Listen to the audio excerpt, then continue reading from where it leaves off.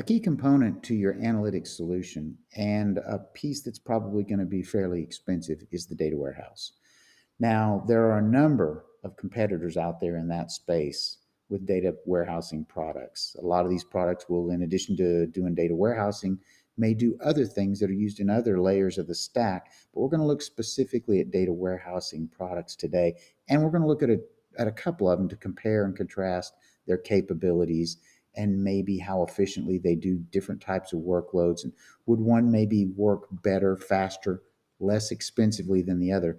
We're looking at two of the very most modern, most powerful data warehousing solutions out there today.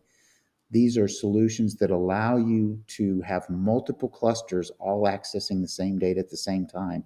You can stop and start individual clusters as needed for different types of workloads. This means that you aren't married to creating a warehouse of a specific size. You can create a cluster for very small workloads that you leave running fairly often or even permanently. You can create other clusters of various sizes for different types of workloads, spin them up, and immediately stop them when that work is done to help contain costs. That being said, these are not cheap, inexpensive solutions. They will brag that you only pay for what you're using, but you'll pay for every second of every bit of use with these products. So the cost will add up. And as the usefulness of the data warehouse increases and you begin to put more and more in it, the costs will increase right along with that. Each of the products that we're looking at today has a time travel feature included with the product. Now, this is a very powerful feature that some of the more modern data warehousing solutions offer. This allows you to not only look at the current data as it exists right now, but to go back in time and look at data as it looked previously. This is done in real time. This is because none of the data that you delete is truly gone until you remove it from the time travel portion of your data.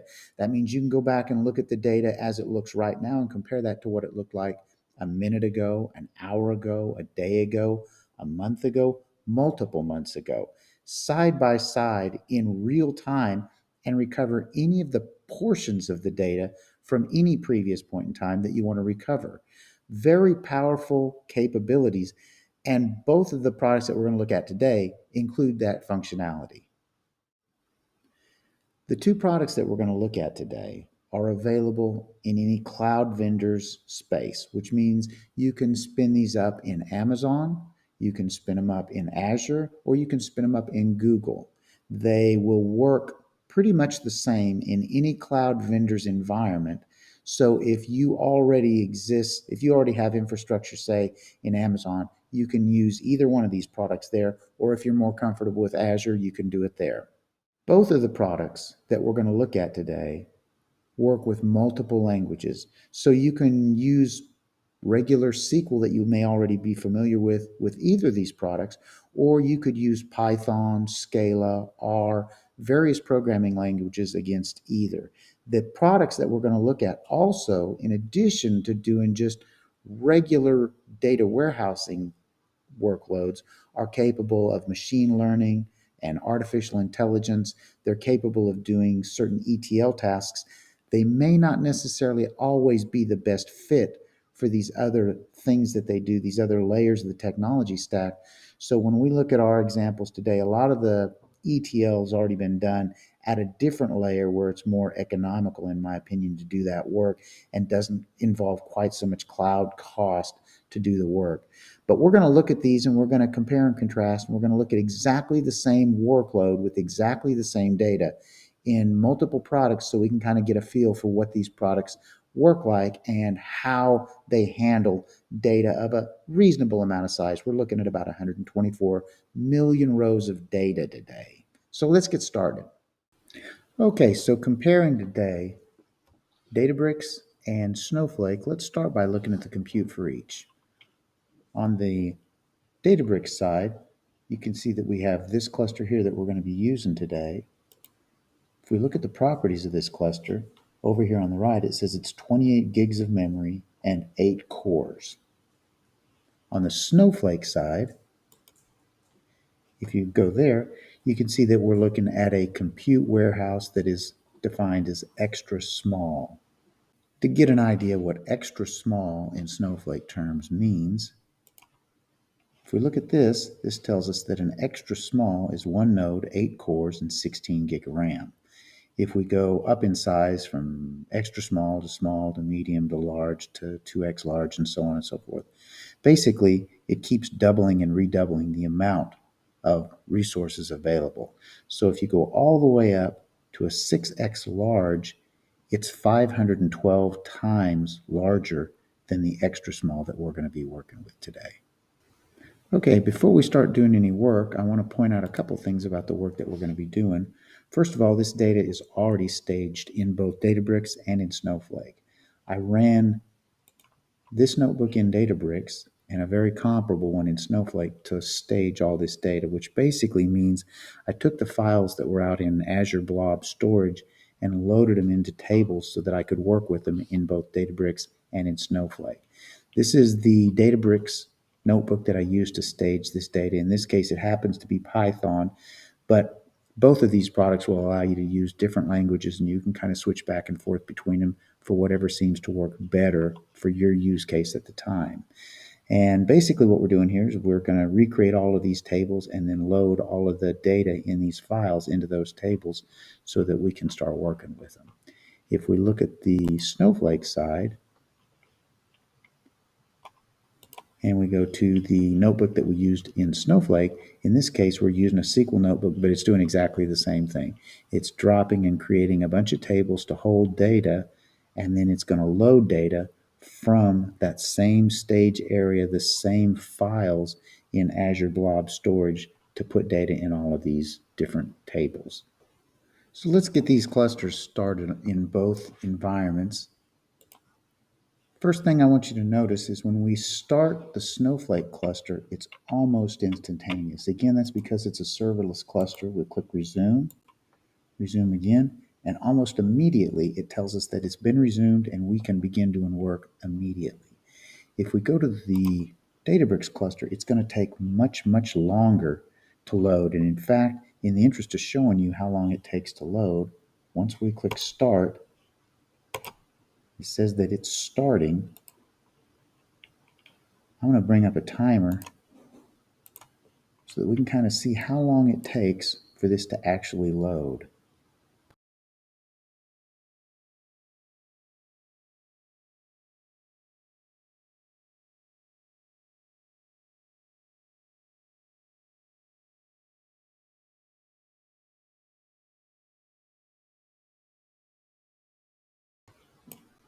Okay, so it took about 4 minutes and 45 seconds for the cluster in Databricks to start up. And now that they're both running, let's go ahead and run the ETL side by side in each of them. And again, we'll start this same stopwatch to kind of watch how long it takes for this to process on both sides. So we'll go to the ETL in Databricks. It's going to be exactly the same as what we have in Snowflake.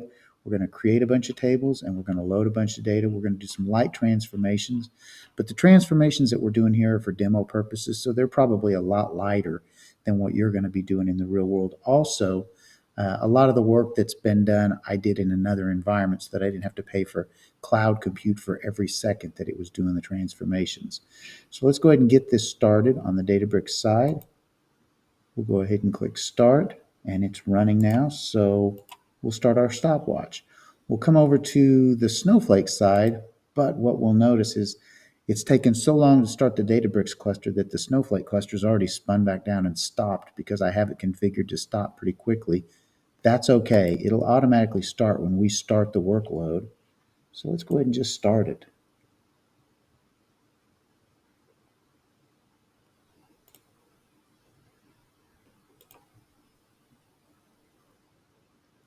And it's running now. It's going to run all 50 steps. As you watch, you can see this blue bar drop down in Snowflake as it's running each step. We're going to go ahead and let this run all the way through. And I think what we'll do is we'll watch the Snowflake because I think it's probably going to finish faster. And then we'll switch over to Databricks and see how long it takes for that one to complete. And we'll speed up this time lapse so that you don't have to sit and watch the seconds crawl by.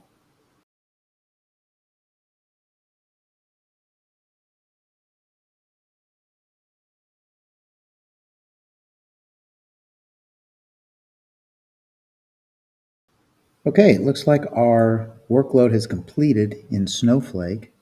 Looks like it took about 4.5 minutes and it's finished running now. So let's go ahead and switch back over to the Databricks side and see how long it takes to complete there.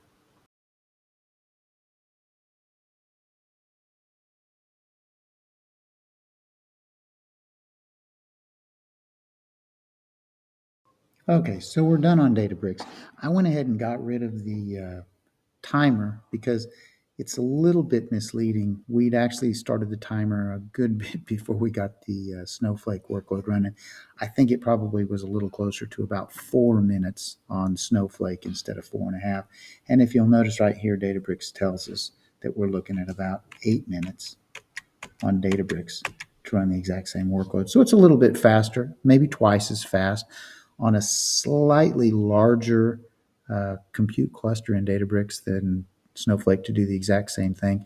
Again, that's because Snowflake takes the data that you've staged and builds optimized partitions for it, where Databricks really works a little bit more with just flat files that are Parquet files, maybe not quite as efficient for the kind of workload that we're doing.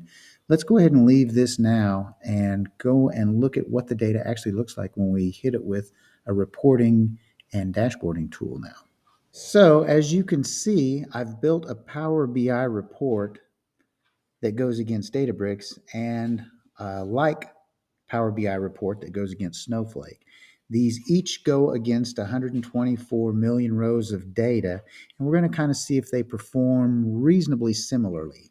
The Databricks cluster has been changed from the all-purpose cluster that we use for ETL to specifically a SQL data warehouse cluster that's serverless because it performs so much better, exponentially faster for this type of a workload than the one that we were using for ETL because it's more optimized for this type of activity. Both of these Power BI reports are configured to use direct queries, so nobody's caching any data or importing any data to make it seem faster and smoother. These are both going directly against the source database. So what we're going to do is we're going to click on one thing on one and same thing on the other over and over again, and we'll see how quickly everything refreshes. The first thing that I'd like to point out is I realize that the sum of sales amount by category in these two reports is slightly different. I built them to look pretty much the same and they're using identical data, but I did do a slightly different job on the visual for one versus the other. And to be quite honest, because this is just a quick demo to show how they perform and they're not really useful for any business purposes, we're not doing any really financial analysis.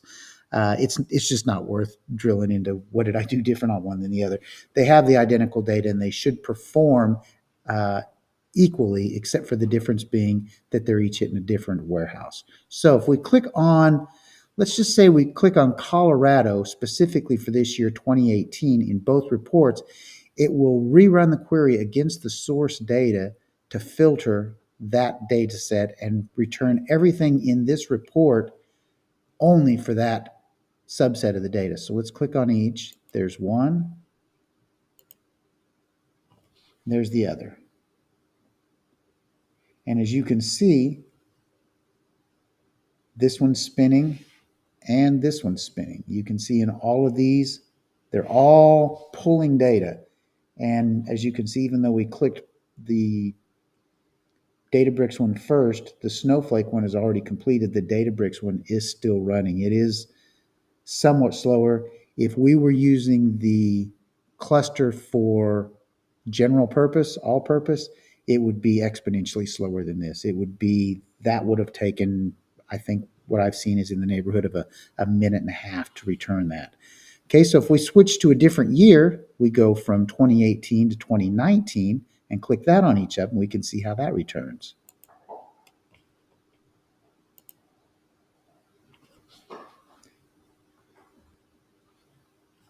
And again, you can see that they're both spinning, they're both returning data, and they've both finished.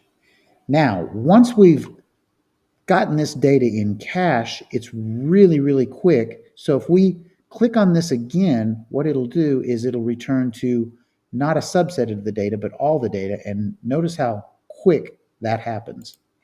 That's because that data has already been returned once, so it's pulling it straight from cache. You get the same thing out of the data warehouse cluster that's in Databricks. If we click on this again, it goes back to the unfiltered data, and again, it's all very fast. But again, if we click on something that will drill down into only a subset of the data, maybe instead of Colorado, we click on a different state on both of them. Again, it's going to rerun new queries and get new data, and you can kind of see, again, Snowflake is quicker, but it's not a huge amount quicker. It is somewhat quicker. I'm going to say maybe twice as quick. And again, in the case of the ETL, we saw that was about twice as quick. We can click on Utah and click on 2019 on both of them. And again, see the same thing.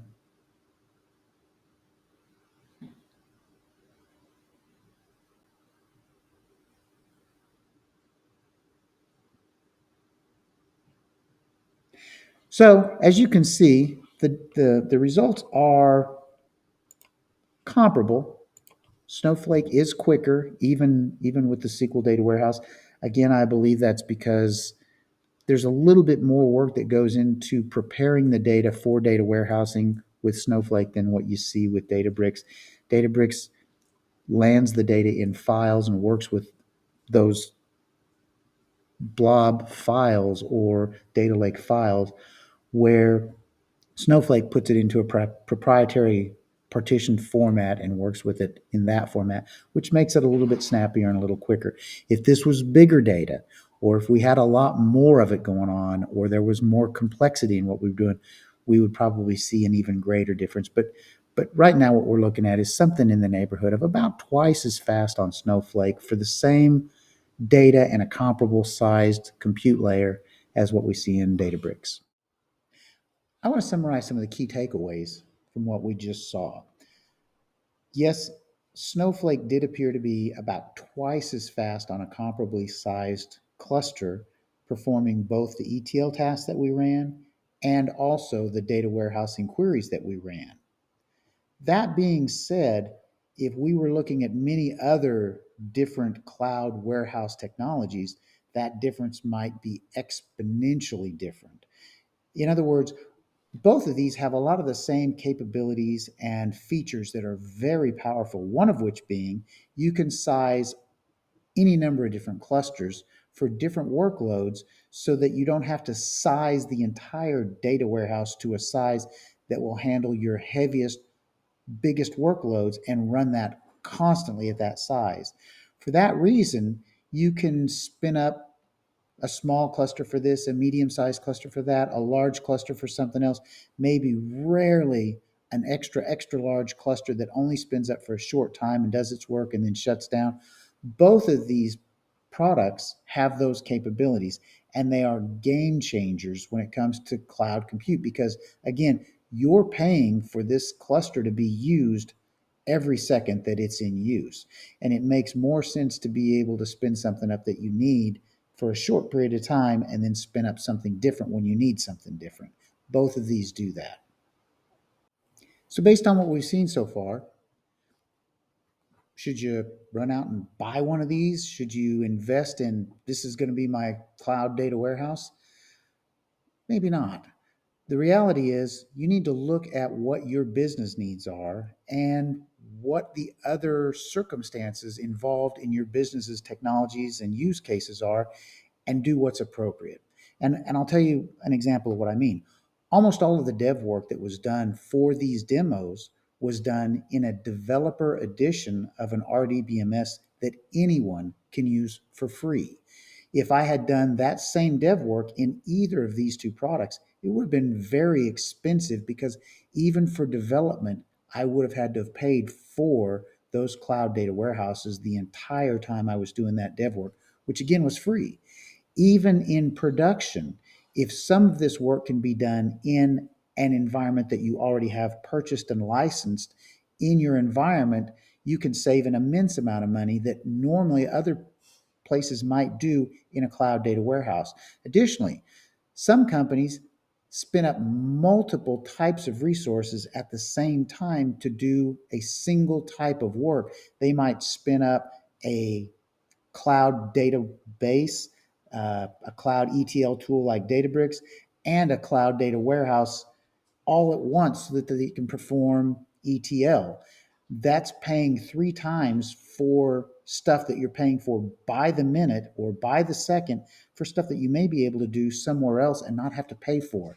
You need to understand exactly what work needs to be done to accomplish your business needs and choose products appropriately. If you need help with this kind of stuff, feel free to reach out. I don't mind. Send me an email, give me a phone call. If you want to sit down and talk, we can do that. But do what makes sense for your business, because this stuff can get really expensive really quickly. And a lot of times, from what I've seen, it's not always expense that really needed to be spent.